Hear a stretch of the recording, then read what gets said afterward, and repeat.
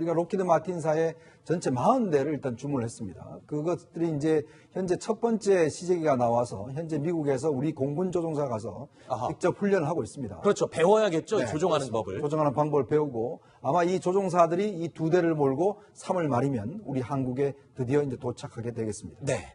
F-35A는 적의 레이더에 절대 탐지되지 않는 것이 특징입니다. 북한의 미사일을 탐지하고 추적해 파괴하는 작전 개념이죠. 킬체인의 핵심 전력이기도 한데요. 이 때문에 F-35는 한미연합훈련의 단골 손님이기도 했습니다. 그래서 북한은 항상 극도로 예민하게 반응해왔죠. 남조선 강점 미제 침략군과 남조선 공군의 주관하에 미군의 B-52 전략 핵폭격기와 F-22 랩터 스텔스 전투기를 포함한 100여 대의 각종 전투기들이 동원되어 남조선 전역에서 우리를 겨냥하여 벌어지고 있는 이번 훈련은 판문점 선언에 대한 노골적인 도전이며 좋게 발전하는 조선반도 정세 흐름에 역행하는 고의적인 군사적 도발이다.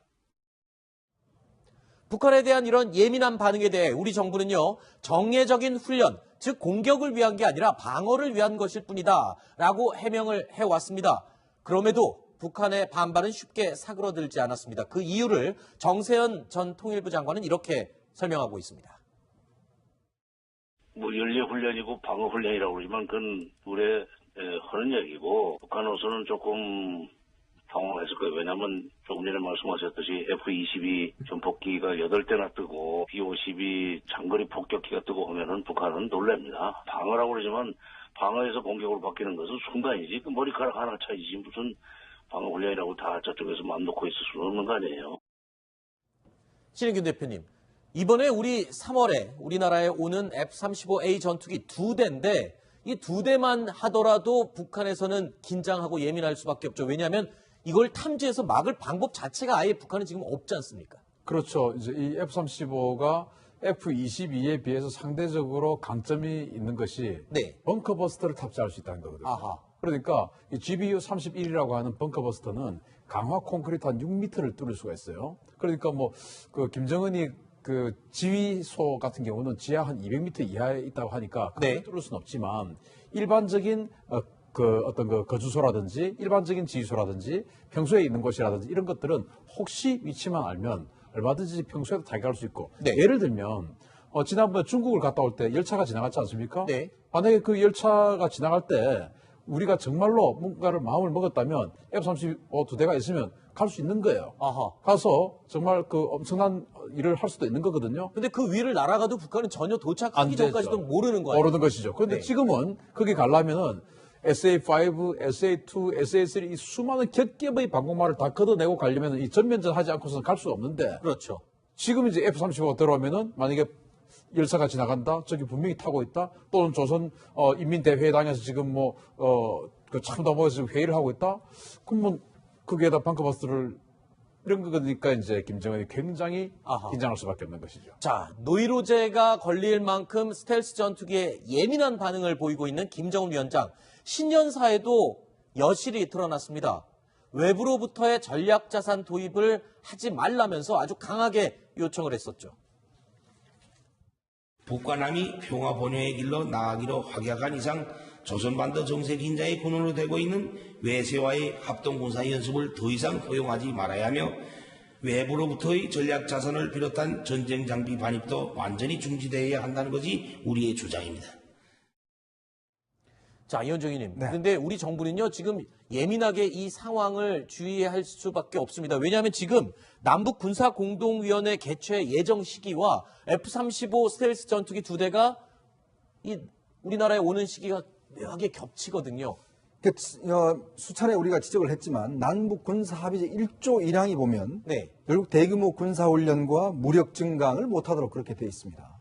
자, 이것 자체를 놓고서 사실은 이 협의가 합의되고 난 뒤에 우리가 이 문제에 대한 비판론이 많았었거든요. 왜냐하면 이 합의에 따르면 우리가 자체적으로 지금 우리가 방어할 수 있는 여러 가지 무력 증강을 실제로 북한과의 어떤 상황에서 할 수가 없도록 돼 있어요. 네. 그러니까 지금 북한이 저렇게 이야기하는 것도 어떤 면에 보면 남북 합의서 위반의 소지가 충분히 있는 것이거든요. 그렇죠. 왜 이런 합의를 했을까라는 그런 의문점이 있는 거죠. 왜냐하면 북한은 우리에 비해서 사실 핵무기가 있지 않습니까? 네. 또 ICBM이 있지 않습니까?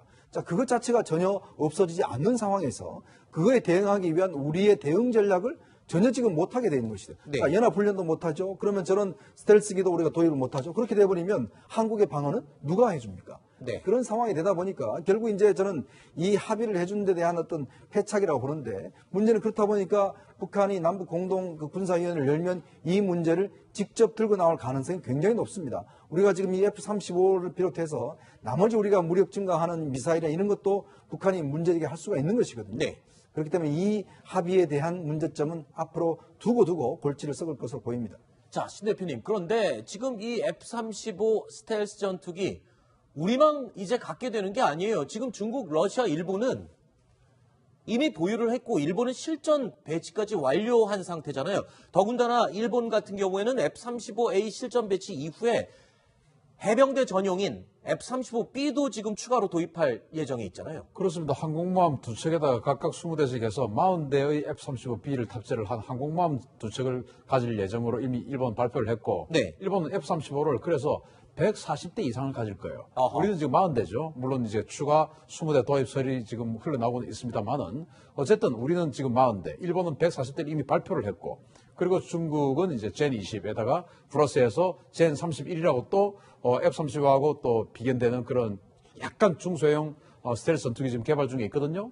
그 러시아 같은 경우 수호이 57. 그렇게 해서 우리 주변국들이 전부 예를 들어서 육자 회담을 하는 그 당사국들, 네. 미국까지 포함한다면 그렇죠. 북한을 제외한 모든 나라들이 스텔스기로 가고 있는 거예요. 아하. 우리도 그렇지만 우리는 이제 거기에서 가장 소규모죠. 네. 그렇기 때문에 우리가 여기에서 지금 뭐 대단히 우리가 군비 경쟁에 뛰어들었다라고 평가하기 힘든 것이죠. 그렇죠. 네, 남북 군사 공동위원회가 이제 개최할 겁니다. 네. 거기서 분명히 북한은 김정은이 신년사에서 했던 얘기를 굉장히 강력하게 얘기를 할 거예요. 지금 전략자산 도입하는 이 부분 말씀하시는 그렇죠. 거죠? 네. 그 부분을 이제 비난을 하면서 그런데 비난해봤자 우리가 그걸 우리가 F-35A를 도입하는 거를 우리가 중단하지 않을 거 아닙니까? 네. 그러니까 다른 양보를 하게 될 거고. 네. 그럼 그 양보 자체가 아마도 우리가 이런 걸 양보를 해야 될 것 같은데 아마도 이렇게 할 겁니다. 우리 과거에 북한 그 선박들이 제주도와 우리 남해안 사이를 통과한 적이 있어요. 네. 근데 그 당시만 해도 이제 우리 인천 앞바다는 못 지나갔는데 아마도 제주도 안쪽으로 들어오고 인천 앞바다를 통과해달라는 소리를 할 가능성이 있습니다. 네. 자, 조금 전에 말씀드린 대로 중국은 지금 젠 20이라는 스텔스 폭격기 F-22를 그대로 복제한 것이다라고 알려져 있는 이 스텔스 폭격기를 자체 개발했고요. 러시아도 수호이 57이라는 아주 막강한 능력의 스텔스 폭격기를 지금 만들어서 보유를 하고 있습니다. 자, 한반도를 둘러싼 열강들 모두 스텔스 전투기 보유에 열을 올리고 있는데 우리나라도 당연히 보유할 수밖에 없는 그런 상황이었죠. 일단 김정은 위원장 스텔스 폭격기에 대한 알러지 반응 3월 달에도 계속 이어질 것 같습니다. 다음 순위로 이어갑니다. 만나보시죠.